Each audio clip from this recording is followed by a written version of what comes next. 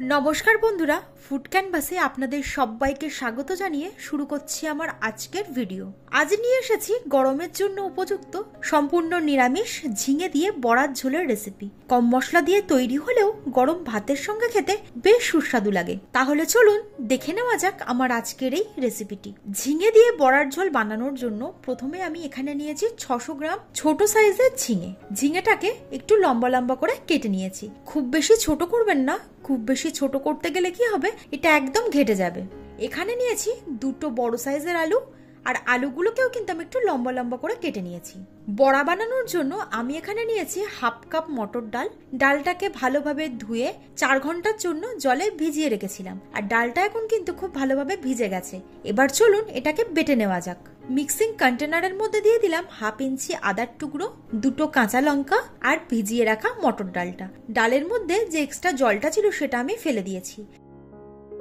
লবণ দিচ্ছি স্বাদ অনুযায়ী, অল্প একটু চিনি দিয়ে দিলাম, আর দিচ্ছি হাফ চা চামচ হিং, 1/4 চা চামচ দিয়ে দিলাম হলুদ গুঁড়ো। এবার সবকিছুকে খুব ভালোভাবে একসঙ্গে বেটে নিতে হবে। এর মধ্যে আমি জল দিচ্ছি না, যদি প্রয়োজন হয় তবে 1 থেকে 2 চামচের বেশি কিন্তু জল দেওয়া যাবে না। ডালটাকে আমি ভালোভাবে বেটে নিয়েছি, এবার এটাকে একটা পাত্রে ঢেলে নেব। ডাল বাটাটাকে একটা পাত্রে আমি ঢেলে নিয়েছি। এবার একটা চামচের সাহায্যে এটাকে খুব ভালোভাবে ফেটিয়ে নিতে হবে। আপনারা চাইলে হাত দিয়েও ফেটিয়ে নিতে পারেন। ডালটাকে যদি ভালোভাবে ফেটিয়ে নেওয়া যায় তাহলে এটা একটু হালকা হয়ে যাবে আর বড়াগুলো খুব ফ্লাফি তৈরি হবে। ডাল এখানে ফেটানো হয়ে গেছে, এটাকে আমি সাইডে রেখে দিচ্ছি।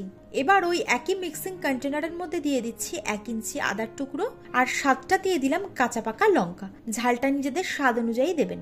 একটা টমেটো দিচ্ছি, আর অল্প পরিমাণ জল দিয়ে এর মিহি একটা পেস্ট বানিয়ে নেব। অল্প একটু ডাল কিন্তু এর মধ্যে এখনো পর্যন্ত রয়ে গেছে, আর এই ডালটা থাকার ফলেই কিন্তু গ্রেভিটা খুব ঘন তৈরি হবে। মশলার পেস্ট আমাদের রেডি হয়ে গেছে। এবার চলুন রান্নাটা শুরু করা যাক। একটা কড়া গরম করে দিয়ে দিচ্ছি সর্ষের তেল। তেলটাকে প্রথমে খুব ভালোভাবে গরম করে নেব।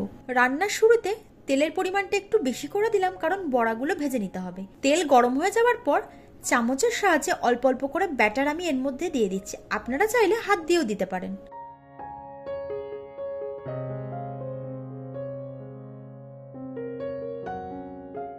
এবার বড়ার এক পিঠ যখন ভাজা হয়ে যাবে তখন অপর পিঠটাও আমি উল্টে দেব, দিয়ে মাঝারি আছে বড়াগুলোকে ভেজে নিতে হবে।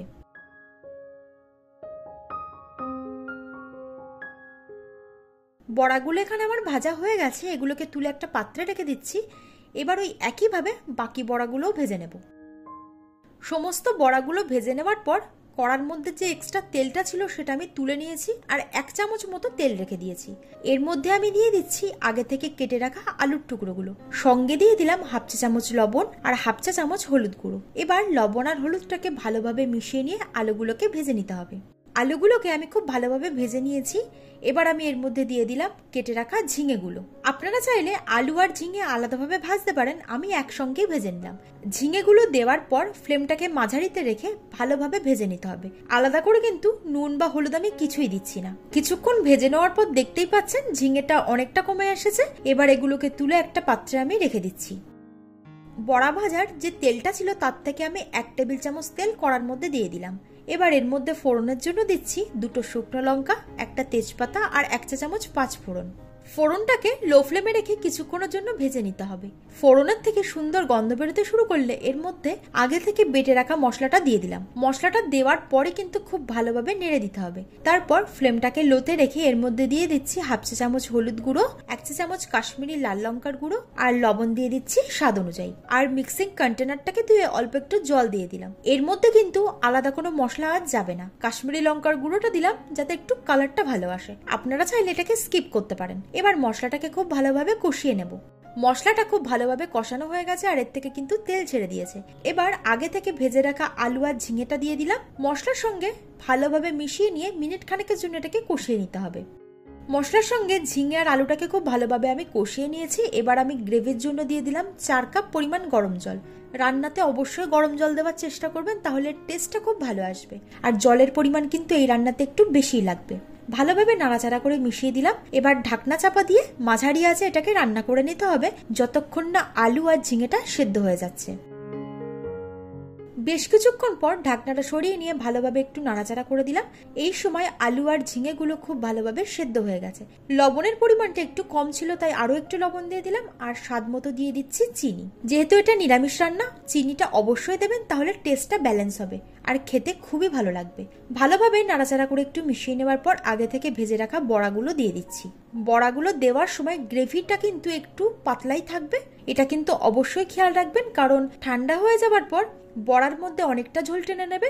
সঙ্গে যখন আমরা মশলা তৈরি করেছিলাম, যেহেতু এর মধ্যে ডালের পেস্ট দেওয়া আছে, সেজন্য এটা কিন্তু খুবই শুকনো হয়ে যাবে। এবার ঢাকনা চাপা দিয়ে লো ফ্লেমে 5 মিনিটের জন্য রান্না করে নেব। বড়াগুলো দেওয়ার পর খুব বেশিক্ষণ কিন্তু আর রান্না করার প্রয়োজন হয় না। এবার হালকা হাতে একটু নাড়াচাড়া করে দিলাম। সবশেষে দিয়ে দিচ্ছি 1 চা চামচ ঘি। ঘিটা দিলে ফ্লেভারটা খুবই সুন্দর আসবে, তবে যদি আপনারা অপছন্দ করেন তাহলে স্কিপ করতে পারেন। ভালোভাবে নাড়াচাড়া করে একটু মিশিয়ে দিলাম। এবার ফ্লেমটাকে বন্ধ করে 5 মিনিটের জন্য ঢাকনা চাপা দিয়ে স্ট্যান্ডিং টাইমে রেখে দেবো। আজকের রেসিপিটি যদি আপনাদের ভালো লেগে থাকে তাহলে অবশ্যই একটা লাইক আর শেয়ার করতে ভুলবেন না। আমার চ্যানেলের নতুন বন্ধু হলে চ্যানেলটা সাবস্ক্রাইব করে নেওয়ার অনুরোধ রইল। পাশে থাকা বেল আইকনটি অবশ্যই ক্লিক করে দেবেন, তাহলে আমি আমার চ্যানেলে নতুন কোনো ভিডিও আপলোড করলে তার নোটিফিকেশনটাও আপনাদের কাছে পৌঁছে যাবে। আজ তবে এই পর্যন্তই, আবার হাজির হয়ে যাব নতুন একটা ভিডিও নিয়ে। আপনারা ভালো থাকবেন, সুস্থ থাকবেন, ধন্যবাদ।